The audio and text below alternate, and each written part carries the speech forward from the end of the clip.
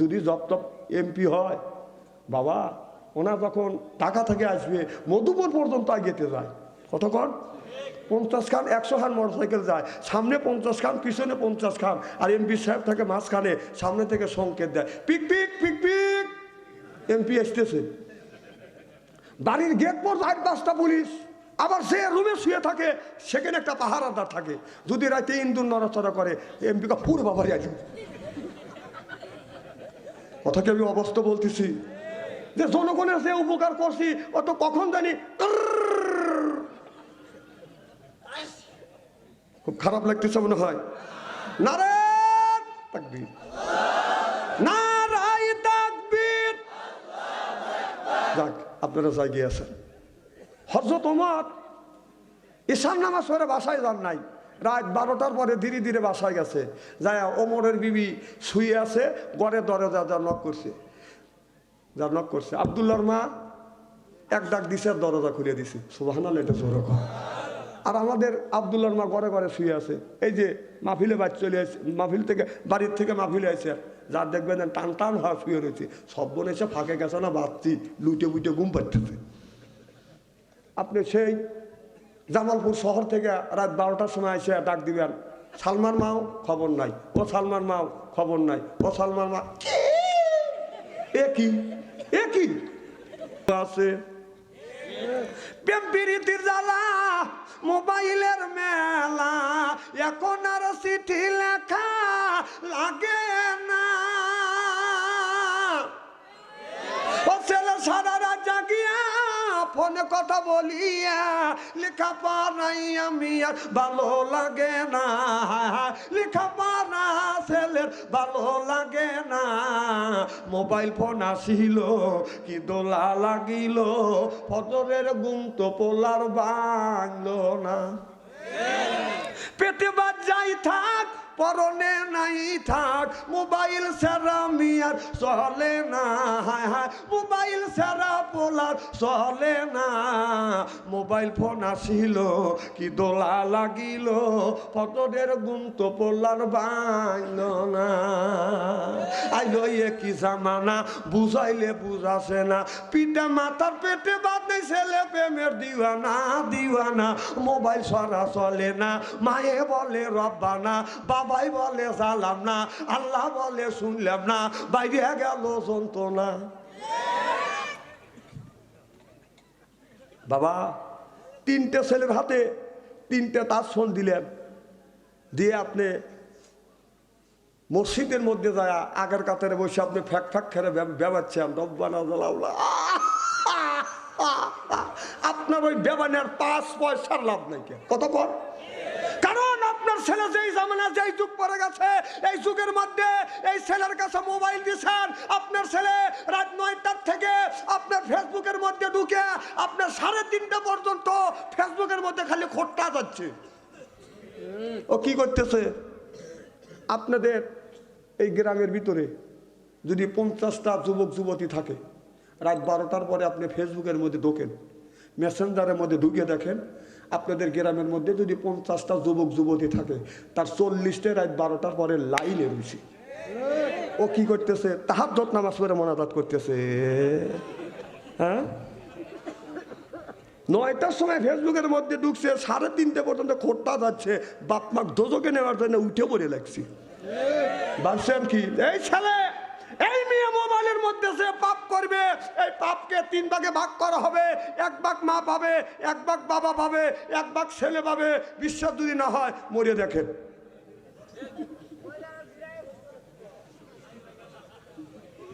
না বুঝলাম না, বেটা সালের মতো কন কি হয়েছে? ঠিক ছাড়া অঠিক কথা ভাবছ সংসারী কয় না, যা হচ্ছে তাই বলতেছে। আমি আপনাদের বাঁচানোর জন্য আসছি। আচ্ছা, উচিত কথা বলার আমার কি দরকার পড়ছে যে আপনারা আগামী বছর দাবাত দিয়েন না? আমি আপনাদের খুশি করবার জন্য ওয়াজ করতে আসি নেই যে আমার ওয়াজ শুনে আপনারা খুশি হন, আমার ওয়াজ শুনে আপনারা রাগ করেন। আমি খুশি করতে আসছি এক মহান আল্লাহ। সুবহানাল্লাহ, একটা জোরে কন। এই জন্য সারা বাংলাদেশ বাথম ফোনলে ঘুরি, তবে যার কাছে স্ক্রিন টাচ ফোন আছে, ও যে অর্ধ উলঙ্গ অশ্লীল ছবি দেখে নাই, আমি বিশ্বাস করি না। আমার কাছে ফতুয়া দিবি, তার সরলি আছে তোর সোপার দাঁত খুঁজে ভালো কিন্তু কয়া দিলাম বেটা ভাই রাগ করতেছে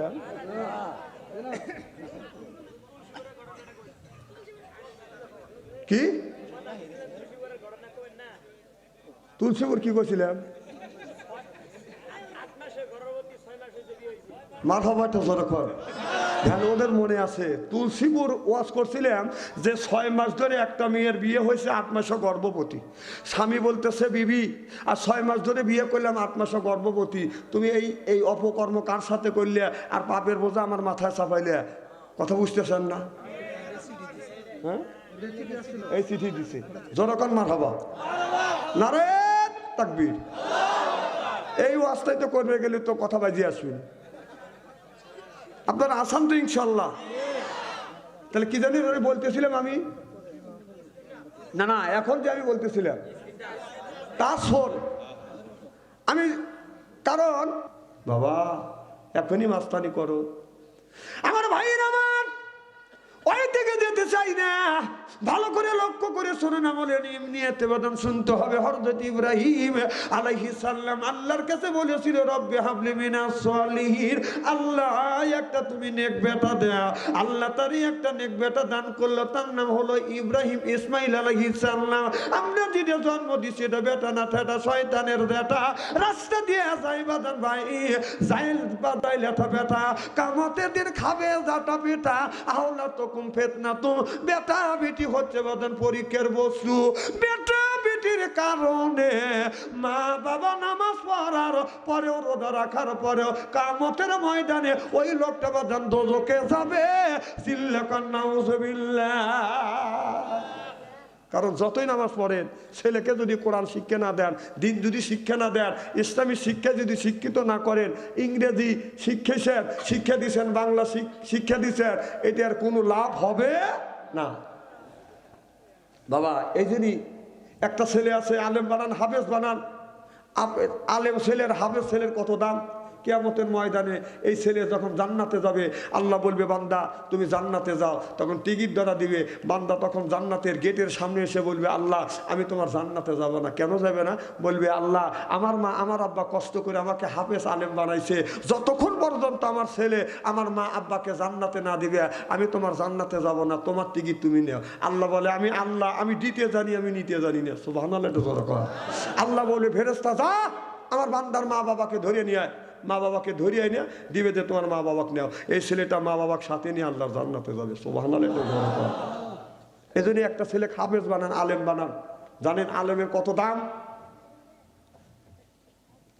আমার ভাইরা আমার মুসলমান ভাইরা আল্লাহর হাবিবের ব্যাম্মাতেরা ভালো করে লক্ষ্য করে শুনুন একটা মেয়ে 6 মাস ধরে বিয়ে হইতে পারতেন 8 মাসে গর্ভবতী হয়েছে স্বামী বলে বিবি রে তোমার সাথে তোমাকে বিয়ে করলাম 6 মাস ধরে 8 মাসে গর্ভবতী এই অপকর্ম কার সাথে করলে পাপের বোঝা তুমি আমার মাথার উপর চাপাই না মেয়েটা বলে স্বামী গো আল্লাহর কসম করে বলতেছি এটা আমার অবৈধ সন্তান না এটা হলো আমার বৈধ সন্তান এই কথা শ্বশুর শুনলেন বাদান শাশুড়ি শুনলেন এরপরে মেয়ের মা বাবা শুনলেন গ্রামের বাজান চেয়ারম্যান মেম্বার শুনলেন মাতবাররা শুনলেন পরমাণিক প্রধান শুনিয়ে সব মানুষকে ডাকে এনে বাজান বিচার করতেছে এবার মেয়েটাকে হাজির করা হয়েছে ছেলেটাকে হাজির করা হয়েছে এবার বলতেছে গো যুবতী কতদিন ধরে বিয়ে হয়েছে মেয়েটা বলে 6 মাস ধরে বিয়ে হয়েছে যুবকটাকে বলে রে যুবক কয় মাস ধরে বিয়ে করছো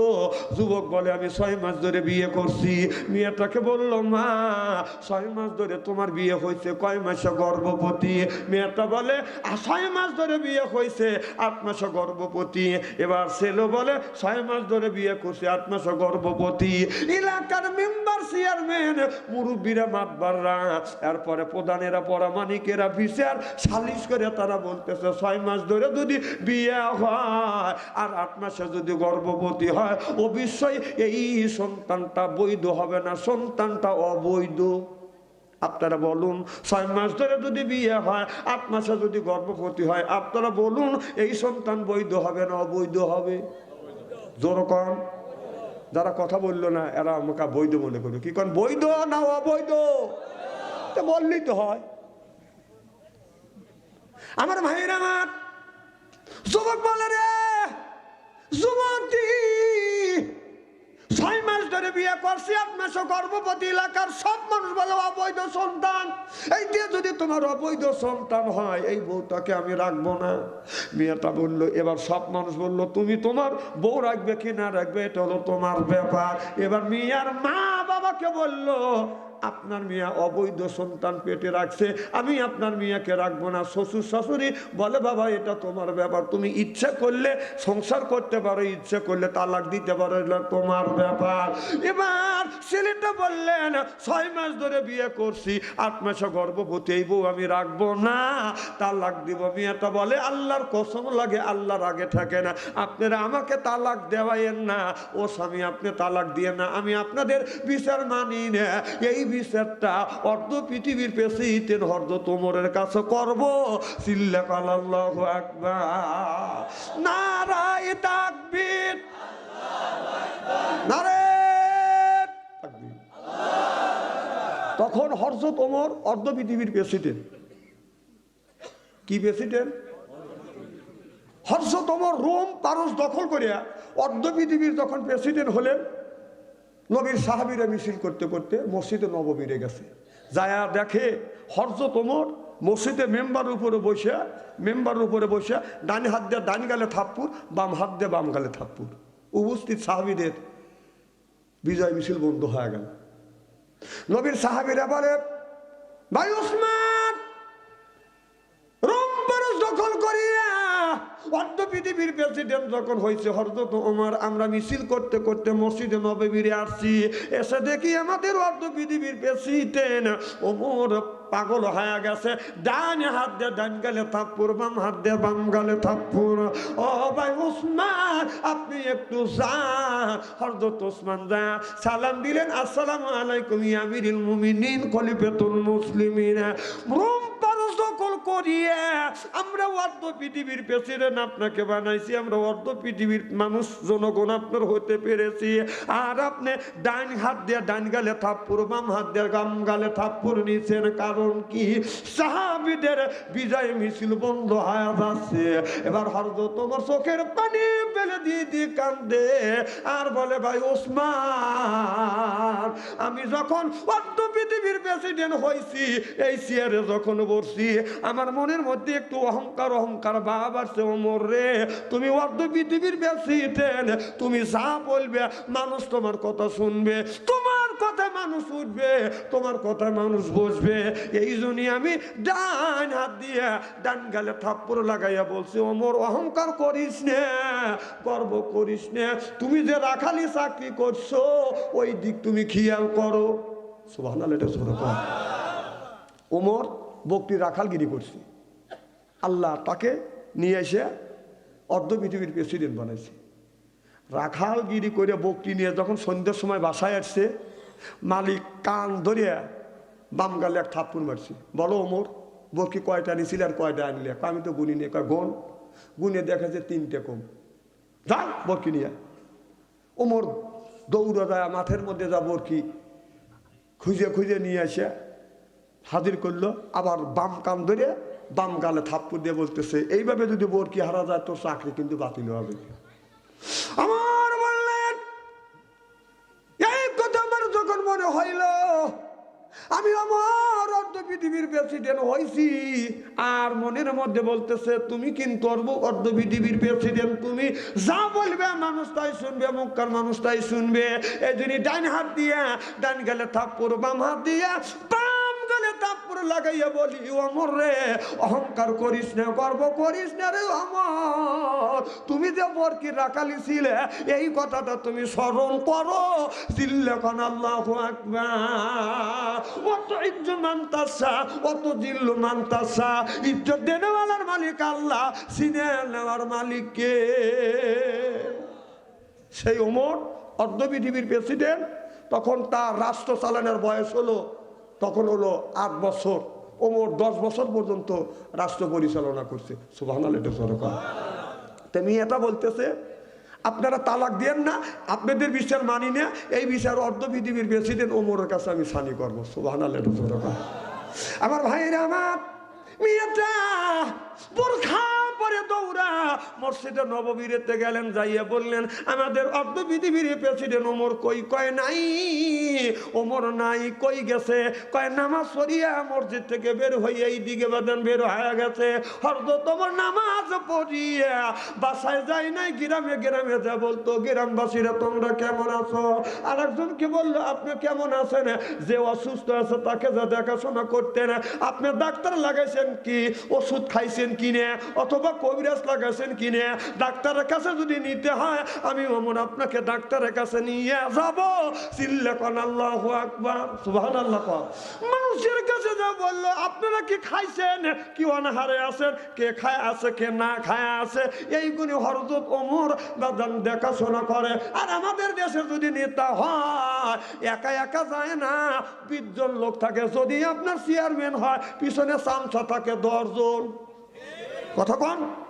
আর অর্ধ পৃথিবীর প্রেসিডেন্ট নামাজ পড়েই গ্রামের মধ্যে বের হওয়া যায়, তার পিছনে কোনো লোক লাগে না, জিজ্ঞেস করে কেমন আছে। আর আমাদের